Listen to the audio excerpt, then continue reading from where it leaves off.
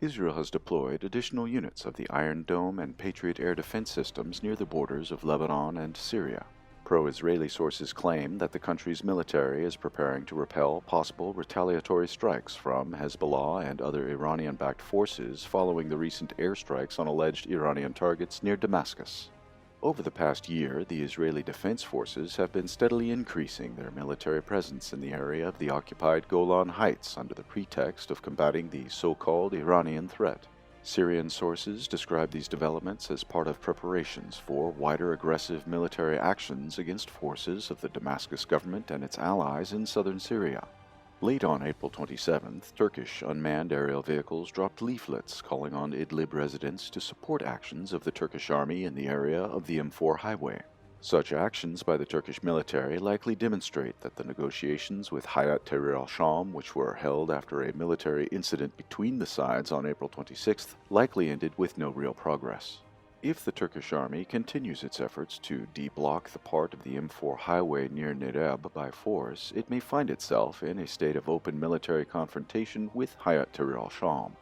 2 U.S. soldiers were abducted after an attack on their vehicle near the Omar oil fields on the eastern bank of the Euphrates, Syrian state media said on April 27th.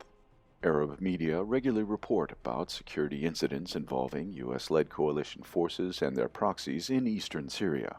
Earlier in April, Syria's Sana'a claimed that a U.S. soldier and 2 members of the Syrian Democratic Forces were killed in an attack near the village of Al-Wasiya in Deir ez-Zor province.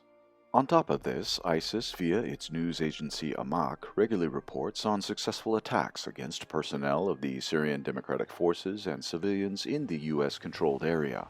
For example, on April 21st, Amaq announced that ISIS forces had killed a sorcerer in the town of Al-Sabah. The victim was identified as Hassan Ghanem al-Osman. He became the 3rd sorcerer killed by ISIS in eastern Deir ez-Zor during the past 2 months. The U.S.-led coalition prefers to remain silent regarding the ISIS terror campaign, which is ongoing under the nose of its forces. However, it found time to comment on the April 27th report about the supposed casualties among U.S. personnel, calling it fake. The Russian military police established a new observation point near the town of Tel Tamir in northeastern Syria.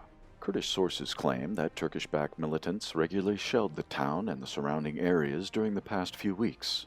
They expect that the deployment of the Russians there should help put an end to these regular ceasefire violations.